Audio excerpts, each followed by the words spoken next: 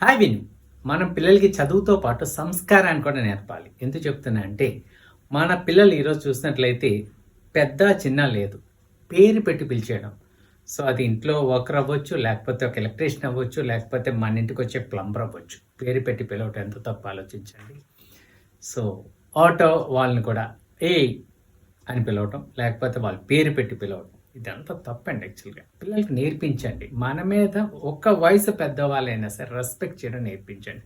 చదువుతో పాటు సంస్కారాన్ని కూడా నేర్పించాలి.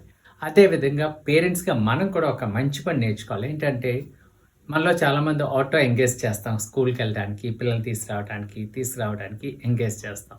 ఒకవేళ మీ పిల్లలు ఆటో ఎక్కట్లేదు ఆ రోజు, లేకపోతే సెలవు తీసుకుంటున్నారు, లేకపోతే మీరు డ్రాప్ చేస్తున్నారు. ఆటో ఒక సర్వీస్ అవసరం లేకపోతే దయచేసి ఆ ఆటో వాళ్ళకి ఫోన్ చేసి చెప్పండి. అట్‌లీస్ట్ మినిమమ్ కర్టసీ కదా! వాళ్ళకి చెప్పండి. మా బాబు గాని, పాప గాని రావట్లేదంటే వాళ్ళకి అంత డిస్టెన్స్ ట్రావెల్ చేయాల్సిన పని ఉండదు. ఇంకొకటి ఏంటంటే వాళ్ళకి ఫ్యూయల్ కూడా సేవ్ అవుతుంది. ఏమంటారు? అదేవిధంగా పిల్లలకి రెస్పెక్ట్ నేర్పించడంతో పాటు టైం మేనేజ్మెంట్ కూడా నేర్పించండి. ఏంటంటే ఆటో వచ్చి బయట వెయిట్ చేసే పరిస్థితి తీసుకురాకండి. మిగతా పిల్లలు కూడా తీసుకెళ్ళాలి కదా! అదే ఆటోలో చాలామంది పిల్లలు ఉంటారు. మీ పిల్లలు లేట్ అవ్వడం వల్ల ఏంటంటే ఒక గ్రూప్, ఒక టీమ్ పిల్లలే లేట్ అవుతున్నారు. దయచేసి టైం మేనేజ్మెంట్ కూడా ఆటో వచ్చే టైంకి మీ పిల్లలు మీరు తయారు చేసి ఆటో ఎక్కించేటట్టు చూడండి.